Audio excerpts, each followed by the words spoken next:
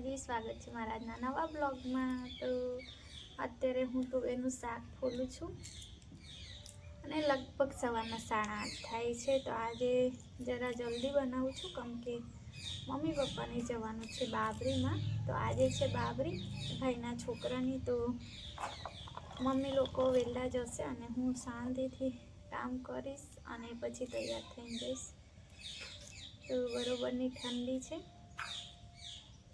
ભજનમાં તો હું નહીં ગઈ કેમ કે ખતરનાક એવી ઠંડી હતી એટલા માટે, કેમ કે મારી તબિયત આજે પણ ખરાબ છે।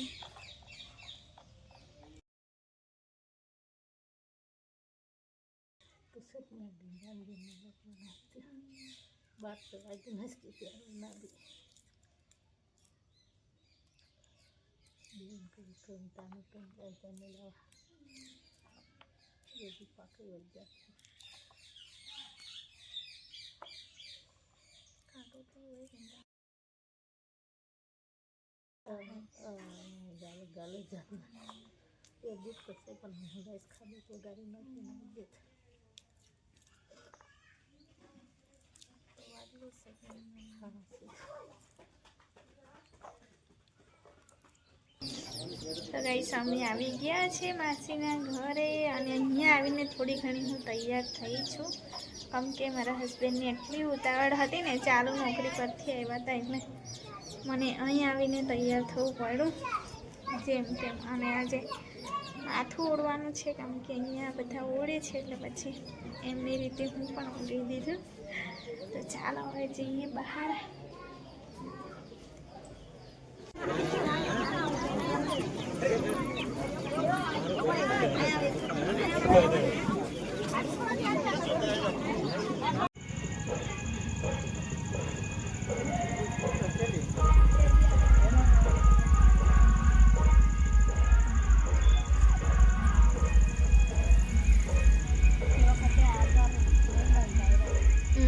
ત્યારે ચાલુ જ હતું કે બાંધવાનું।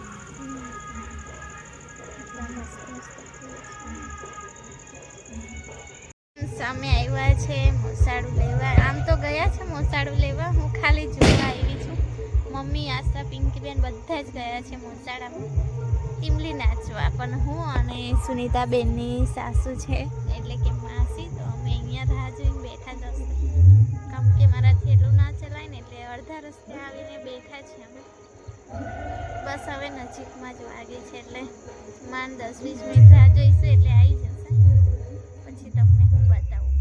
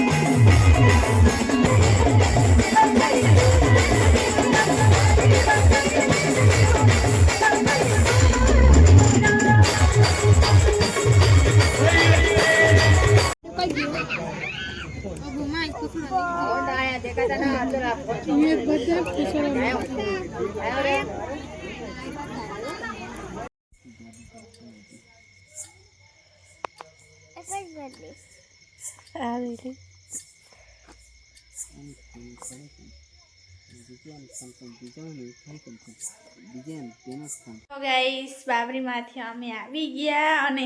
મોસાળું મેં તમને થોડુંક જ બતાવ્યું કેમ કેટલું બધું એનું છે ને, આમ સાઉન્ડનો અવાજ હતો ને કે મારા ઓપરેશનમાં આમ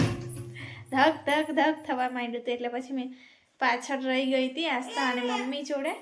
શું બેટા? તો મમ્મી પપ્પા હજુ નથી આવ્યા અને મારા હસબન્ડ પણ હજુ નોકરી પરથી નથી આવ્યા। 7:30 થઈ ગયા છે અને હવે કપડાં ચેન્જ કરીએ। અને આજે એવું થયું ને કે આજે 4 વ્હીલ નહીં લઈ ગયા અમે, મમ્મી પપ્પા પણ નહીં ને અમે પણ નહીં, કેમ કે ત્યાં સિંગલ રસ્તો છે, કોઈ પણ એક જ ગાડી જઈ શકે અને 4 વ્હીલ તો જાય જ નથી। તો કાકાનો છોકરો એટલે કે મારો દિયર લઈ આવ્યો અને અડધે રસ્તે આવીને છે ને પેટ્રોલ પૂરું થઈ ગયું અંધારામાં અને બરોબરની ઠંડી લાગી તો મેં કહું છું ને કે મારા હસબન્ડ ના હોય ને તો મારે બધું સહન કરવું પડે તો મારા હસબન્ડ હોય ને તો મને ઠંડીમાં ના રહેવા દે અને એ નહોતા ને તો આજે હું ઠંડીમાં આવી અને બાઇક પરથી લસરીઓ પડતી હતી મેન હાઈવે પર મેં જેવી ગાડી ઊભી રાખી ને ત્યારે હું લસરી પડતી હતી મને સાડીમાં ફાવતું નહીં બેસતા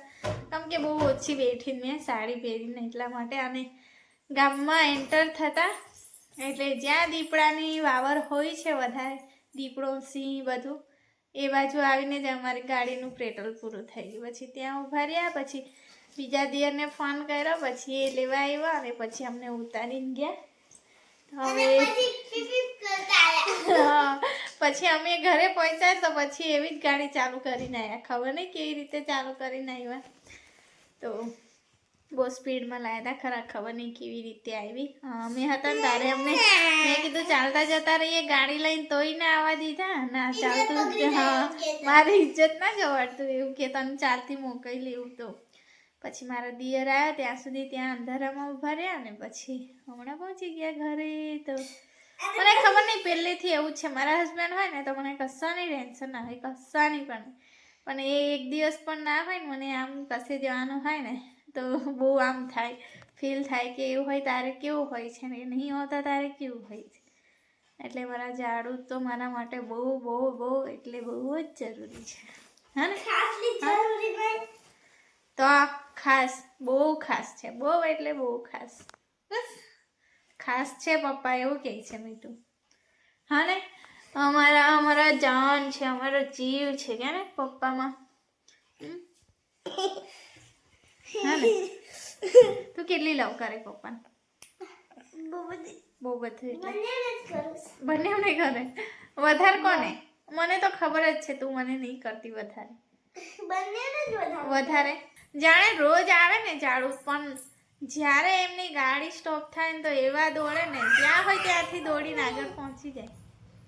એ એવા છે અત્યારે આટલી મોટી થઈ તોય ગાડીનો અવાજ આવ્યો ને એટલે ગમે તે કરતી હોય દોડીને પહોંચી જાય દરવાજે હે તો ચાલો હવે હાલ ચાલો ચાલો શું આવી ગઈ મારી આસ્થાને હા ને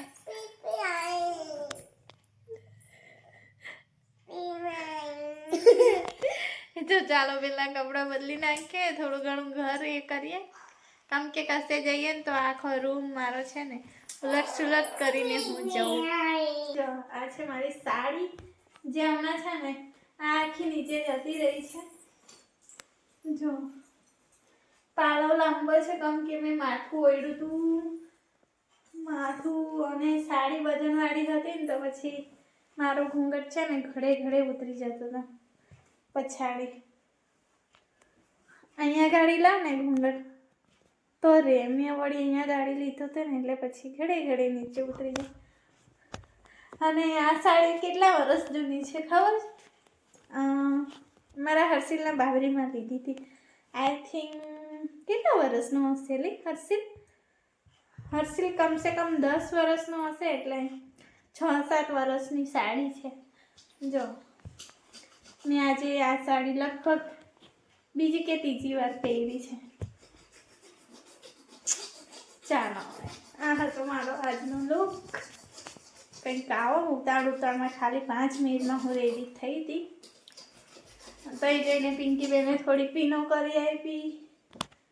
એટલે પછી ચાલી ગઈ હવે બારવી આવી કંઈ જતી રહી હવે લગ્ન આવે છે બીજા મહિનામાં અમારા રેશમાનું મારા નણંદની છોકરીનું તો પછી ત્યારે તો હું પાર્લરમાં જ જઈશ મિતિક સાહેબ છે ને મારો વિડીયો હું કટ કરી નાખે છે એવી છે તો રેશમાન લગ્નમાં તો હું પાર્લરમાં જઈશ એટલે કોઈ ઝંઝટ નહીં કેમ કે હું ઘરે રેડી થાઉં તો પછી ભૂત જેવી થઈ જાઉં છું એટલે પછી ગમે તેવું કામ હોય મૂકીને હું જઈશ ચાલો કપડાં બદલી નાખીએ